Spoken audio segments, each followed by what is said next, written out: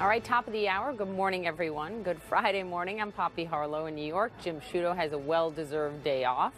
They don't all see eye to eye, far from it, but right now, leaders of the world's most vital economies are about to stand shoulder to shoulder in Buenos Aires. It's called the class picture, and it is class picture time this morning at the G20. President Trump may be very focused on a different picture back in Washington, though. As we speak, lawyers representing his former campaign chairman, Paul Manafort, are in federal court for the first time since the special counsel accused Manafort of lying and breaking his plea agreement. We could learn more today from them about what they say Manafort lied about as we get a date for his sentencing. Earlier, the president was still on edge about the guilty plea yesterday from his former lawyer and right-hand man, Michael Cohen. Cohen admits he lied to Congress about attempts to build the Trump Tower in Moscow, though as he walked the streets of New York just about an hour ago, he did not want to talk about it. Let's begin our coverage on the Manafort hearing. Our Kara Scannell is on top of that story, and I understand prosecutors now are suggesting there could be more charges against him, but maybe not. What do you know? That's right, Poppy. So the hearing's been underway for about a half an hour, and the judge is, quizzing the lawyers on both sides about how this plea agreement and this cooperation agreement fell apart. So Andrew Weissman, he's one of the special counsel prosecutors. Now, he said in court that I don't know at this time if they will bring additional charges against Manafort for the lies that the special prosecutors have said that he'd committed. He said we will have to evaluate whether it would be fruitful to take action. Now, one of the attorneys for Paul Manafort, Kevin Downing, he replied by saying, he expects that he'll ask the prosecutors to give him some evidence of how Manafort did lie and how he broke his cooperation deal. And if that happens, it's possible that Manafort's team will learn some more information about what Mueller has obtained through its interviews and its ongoing investigation, how they're able to say that Manafort was lying. And we do know that Manafort's lawyers are talking and sharing some information with the president's team. So there's always a possibility that that information could go back to the White House, Poppy. Right, because of what we learned this week about sharing information between Manafort's lawyers and the president's lawyers. Kara, thanks for all the reporting. With me now is CNN legal analyst Paul Callan and CNN political and national security analyst David Sanger. Good morning, gentlemen. No shortage of things to talk about, that's for sure. Paul Callan, if we could just take a step back at the week that has been remarkable. So Manafort's accused of lying. We find out that Manafort's lawyers have been briefing the president's lawyers this whole time. A draft court filing shows that the president's confidant, Roger Stone, was trying to get a hold of hacked Democratic emails from WikiLeaks. Just yesterday, the president's fixer, a man who said he'd take a bullet for the president, says, well, I actually lied to Congress about, business dealings during the campaign in Russia. Of all those things, what is legally the most significant here? Well, it's an interesting question because when we're covering these stories, they break really hot, as you know. It always seems so shocking when you hear something that the president has done that is so politically, off the rails. But at week's end, when the dust starts to settle, the way I see it is this new Trump Tower story involving Michael Cohen, unless the president can be implicated in coaching Cohen to lie to Congress, it's probably a political offense of the president's dealing with the Russians during a campaign for the U.S. presidency as opposed to a criminal offense. The Manafort issue, I think the most important thing that's going to come out of that is, will Mueller use that as a mechanism to fight back and get some information about his investigation to the public, or when he proves that Manafort was lying, or is he simply going to back off and say, as Kara was saying very well, there's a possibility here that Manafort will just be sentenced. Manafort is facing, he could go to prison for 20 years under the charges he's already been convicted of. So maybe he doesn't have to go forward on that. That leaves us with one final thing, and I think the most important thing of all, Roger Stone. Roger Stone is a direct connection to WikiLeaks, and it's a direct connection to an illegal attempt to tamper with the American election. There we have criminality. If that gets linked back to the president, that's something substantial. All right. So David Sanger, to you. For our viewers, if you have not read David's piece in the New York Times, don't read it during this segment, but pick it up right after because it's fascinating, David. This is about an in-depth conversation you had with the president back in March of 2016, focused on foreign policy. And he made a lengthy case to you about why he was more supportive of giving the Russians a bit more relief when it comes to the annexation of Crimea, the aggression against Ukraine. Let me read the president to you in 2016. Quote, "It didn't seem to me like anyone else cared other than us." He went on to say, "The least affected by what happens with Ukraine is us because we're the farthest away." Explain the significance of what he told you then, now, given the last 24 hours. Well, Poppy, the interview seemed remarkable to us even then, before we knew about the degree to which the president's team was still trying to negotiate a building deal in Moscow. But now when you go back and look at it, think about the timing of this interview. It's late March of 2016. My Times and CNN colleague Maggie Haberman and I are conducting the first detailed foreign policy interview with the president. I asked him about Russia because his positions on Russia were distinctly different than those of all the other Republican candidates. They took a pretty traditional hard line. He was saying, why are we doing all these sanctions? Who cares about these? Right. And of course, at this time, Poppy, what did Vladimir Putin want most?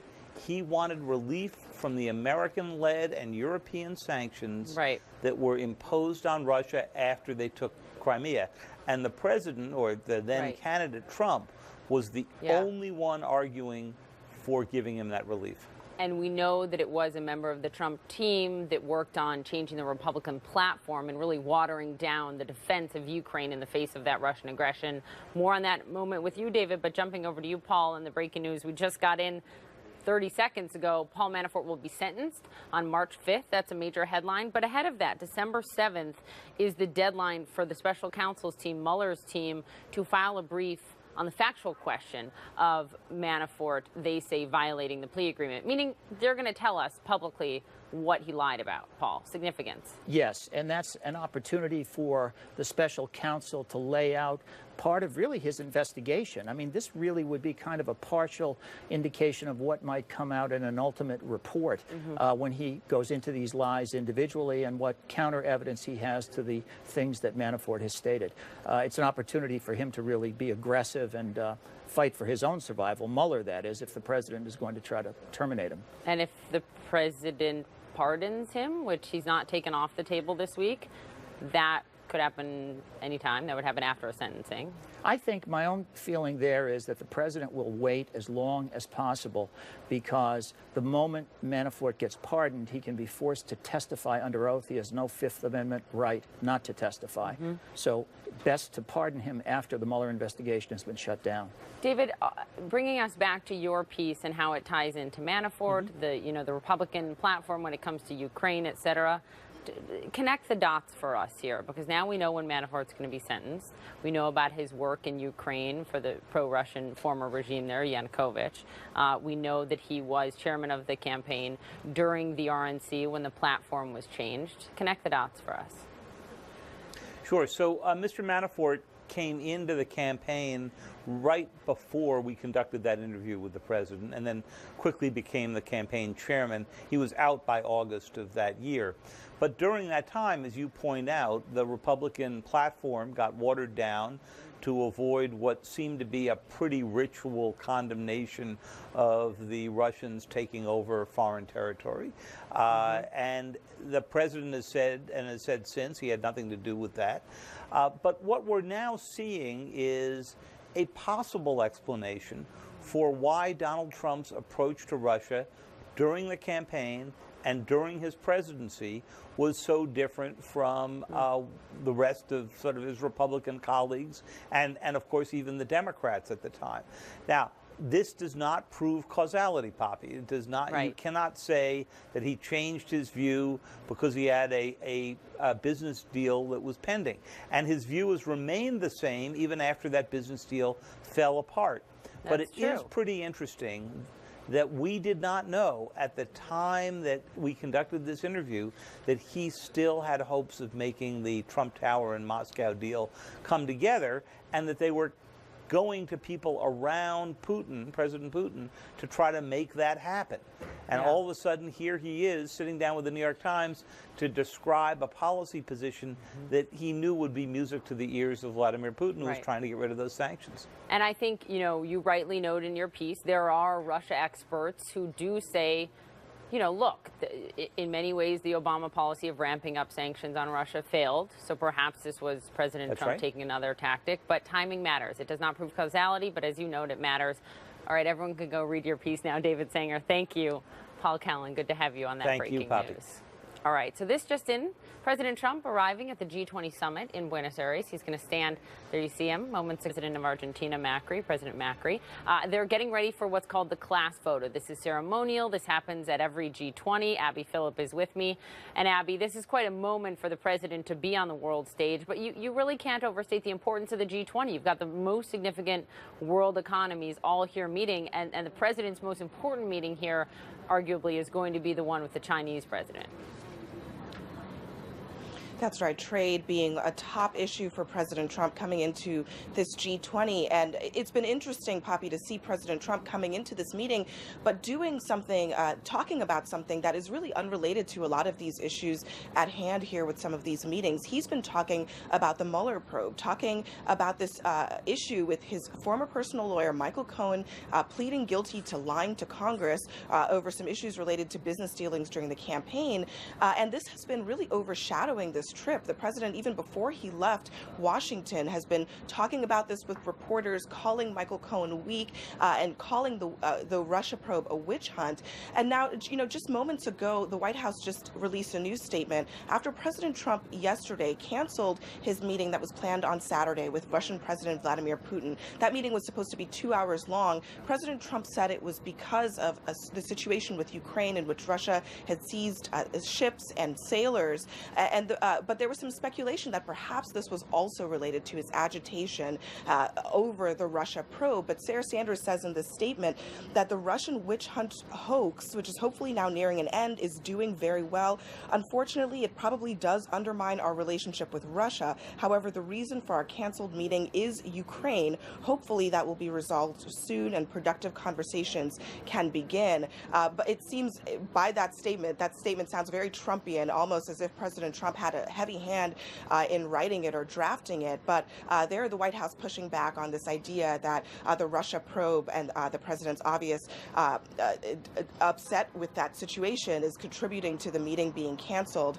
The president, over the last day or so, has spent a lot of time on this issue. And according to one of our sources, the president has been distracted by it all, that he's been concerned about the impact that this probe could have on him and on his presidency. And as he's said in the past, he believes the Mueller probe contributes to undermining him on the world stage. That could not perhaps be more true than this weekend, when he is going into such crucial meetings with President Xi tomorrow, and also with several other leaders later today as well, Poppy. Yep. And Abby, can you see these images we're looking at? We're looking at the class photo coming together. Abby, you see these leaders? Yeah. So we have, so we have you. Yeah, and President. You see President Trump there. You see President Xi of China, Prime Minister Shinzo Abe is there, Theresa May, and also Mohammed bin Salman. If they zoom out, the Crown Prince of Saudi Arabia, you see standing on the upper right-hand corner of your screen. There's been a lot of talk about whether President Trump will talk to Mohammed bin Salman after the murder of the journalist Jamal Khashoggi while he is there. And you see the president talking right now to Shinzo Abe, the Japanese Prime Minister, Abe. Right. That's right. And Shinzo Abe, being one of the world leaders that President Trump still has a pretty good relationship with. But there is a lot of tension in that room, a lot of tensions with a lot of those world leaders over, especially trade, really, but over a number of different issues. And President Trump at this G20 is in a position where he could be perhaps more isolated than he has been in his presidency. I remember his first G20, when he was first getting to know these folks, he seemed to really enjoy enjoy kind of being part of this club. But over the last 2 years, there have been some serious ups and downs. And I think we can expect that even in addition to some of these meetings that he's having that are formal meetings, there are going to be some pull-asides. And I think one of the things we are looking at is whether or not perhaps there might be pull-asides with Mohammed bin Salman, for example, even though there is no formal meeting scheduled. There was some talk perhaps that the meeting with Putin might be something informal, and they might have some opportunities to interact with each other right now or later today. But according to the White House, we are hearing that there are no plans as of this moment for them to do that. Right, and we just saw them take that photo and now go their separate ways. You only saw two women, I believe, in that photo. Theresa May and also the IMF chief, Christine Lagarde, was there. I think Angela Merkel didn't make it on time, but it still shows you so male-dominated, world leadership. All right, Abby, thank you. We'll get back to you shortly. So right now, Paul Manafort's sentencing hearing has just wrapped up in court. Let's get to our colleague Evan Perez. He joins us now. What did we learn today? Hey, Poppy, we've learned today that the so-called witch hunt that the president is so upset about is going to go well into 2019. March 5th is the sentencing date, and that may still slide a bit, according to the judge today, who was hearing for the first time from the prosecutors of the Mueller team the concerns that they have, that they say Paul Manafort lied during his cooperation, time of cooperation with prosecutors, that they've now laid out a timeline. Next week, we're going to hear some of the details of the alleged lies that they say have caused them to breach the cooperation agreement. And now this goes to a period of debate, really, between the two sides. The Manafort team says that Paul Manafort did not lie. And so once they get to see what the alleged lies are, they get to respond. They're going to ask for a hearing. They're going to ask for evidence. So they're going to be fighting over this now, Poppy, for quite a while. And, you know, this is important because, as you know, the president is very upset about this investigation in the first place, and that it is taking so long, that it is dragging on so long. And the president's team is increasingly concerned that really what this is all about is about the Mueller team trying to get to the president.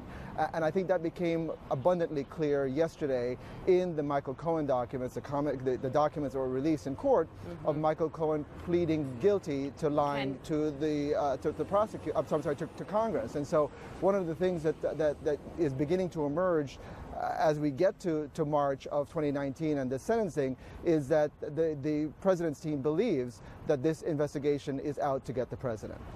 Evan, before you go, let me just read for our viewers the statement we just got from the White House, from White House Press Secretary Sarah Sanders, because it's pretty remarkable here, blaming the special counsel probe for hurting U.S. relations with Russia. Let me read it to you in its entirety. The Russian witch hunt hoax, which is hopefully now nearing an end, is doing very well. Unfortunately, it probably does undermine our relationship with Russia. However, the reason for our canceling the meeting with Putin is Ukraine. Hopefully that will be resolved soon so that productive conversations can begin. If the reason for canceling the meeting was Ukraine, the president had days of opportunity after what Russia did to that Ukrainian ship and Ukrainian sailors to cancel the meeting. But instead, he just canceled it yesterday, right after the Michael Cohen news. That's right, Poppy. And I think, look, I think you saw that also in the statement that we got from Rudy Giuliani, one of the president's lawyers, yesterday. One of his complaints is that the president was just about to leave for this very important trip, the G20 in Buenos Aires, when Robert Mueller and his team dropped this Michael Cohen, this plea agreement with Michael Cohen that he was pleading guilty to lying to Congress. And so they believe that this is now the second time that the Mueller team and that these investigators have dropped important, indictments or court action right before the president goes off on an important international trip. And they believe it's on purpose. They believe it's meant to interfere with the president's ability to do his job, Poppy. Okay. Evan Perez, thank you for all the reporting there. All right, moments ago in Buenos Aires, Argentina, the president there, you see his advisor and his daughter, Ivanka Trump, next to him, speaking with President Erdogan, also Treasury Secretary Steve Mnuchin. And I believe, guys, if we can re-rack that video, I think that was the Crown Prince Mohammed bin Salman in that group as well, but we'll try to get that video back. Now you're looking at live pictures of the president there speaking with Theresa May, other world leaders. Abby Phillip is with us. Abby, what can you tell us? Well, President Trump going into some of the more substantive parts of this day, a day that's really chock full of meetings with world leaders. He's already gotten a couple of things off of his agenda, signed that new free trade agreement with Mexico and Canada. There were a few words from the Canadian Prime Minister Justin Trudeau about the issue of aluminum and steel tariffs, but that really seemed to have gone off without a hitch, a big win for President Trump there.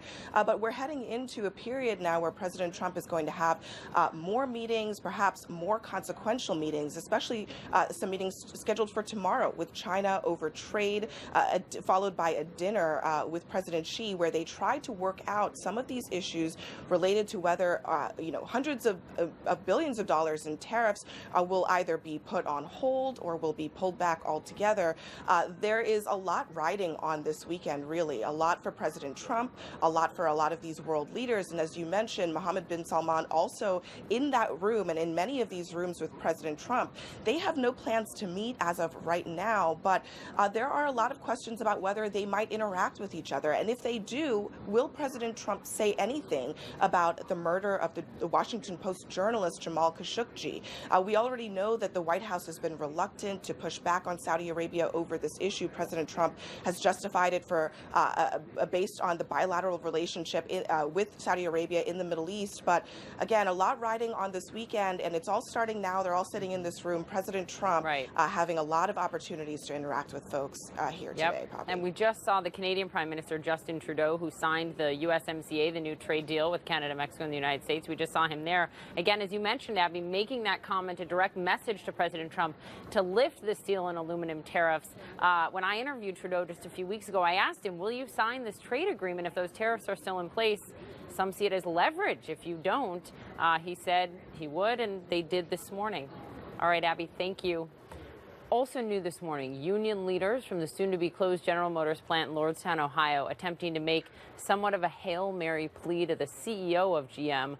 According to CNN affiliate WFMJ, they hope to meet with Mary Barra in Detroit to talk about future plans for the plant.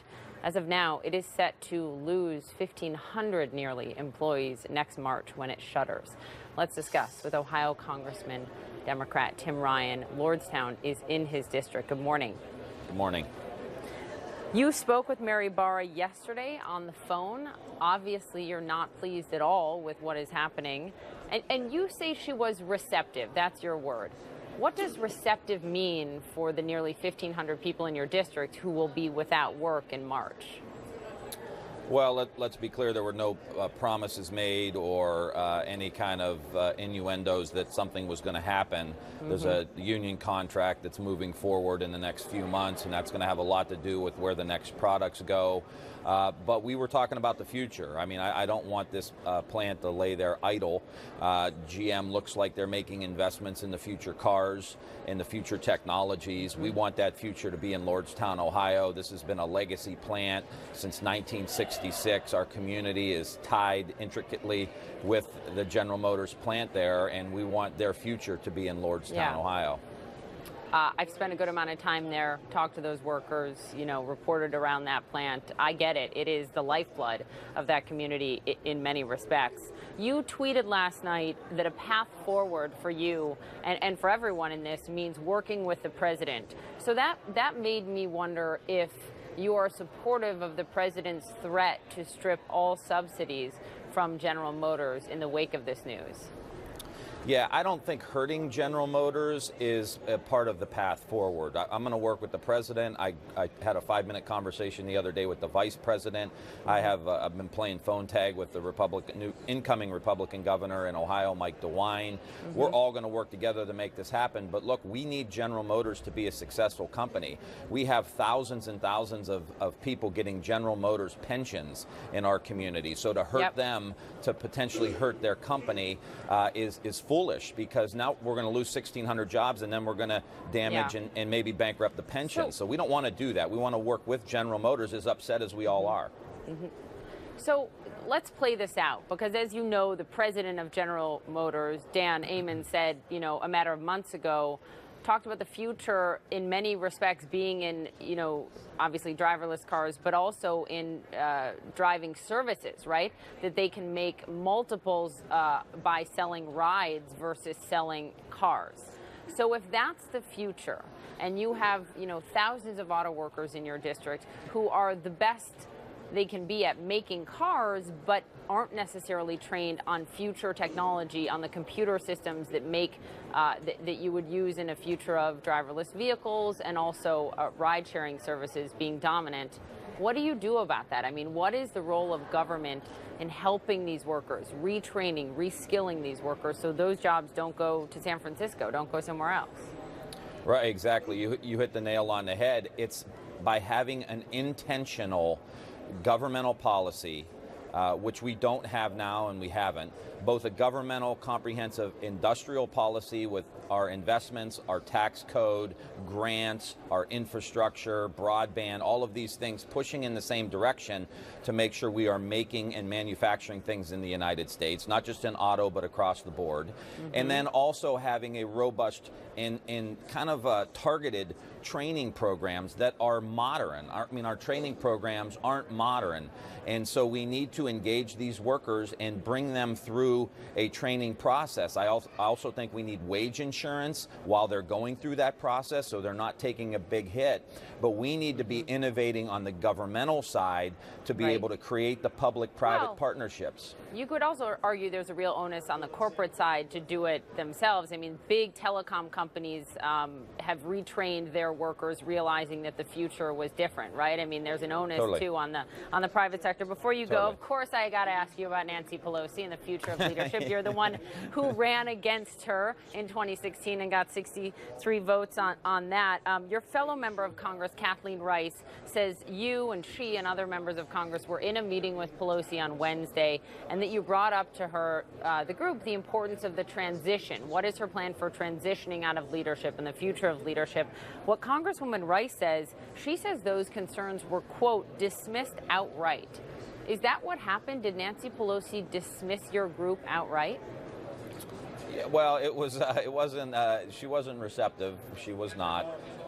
And hopefully we can continue to have those conversations. But there are a lot of people who feel they have to vote their conscience. They have to vote their congressional district with regard to moving forward. And look, the Democratic establishment is a very powerful establishment, and we are trying to bring change to the Democratic Party. And so, we're going to continue to have those conversations, but everyone's going to vote their conscience in a few weeks, and we'll see where things end up. But again, too, the Midwest is not well represented in the Democratic leadership here too. I mean, our top 6 positions are coastal. The most inland state is New Mexico. So there's nobody in the Midwest. We were able to get Sherry Bustos in for the DCCC chair, but that's our political arm, not our internal operations. And we got to re-engage back in the Midwest if we want to be a national party again. You're talking to a girl from Minnesota. I hear you. Hey, all right. Congressman Tim Ryan, thank you for being here. And please, to everyone in your district, thank you. We're thinking about them a lot right now. We appreciate it.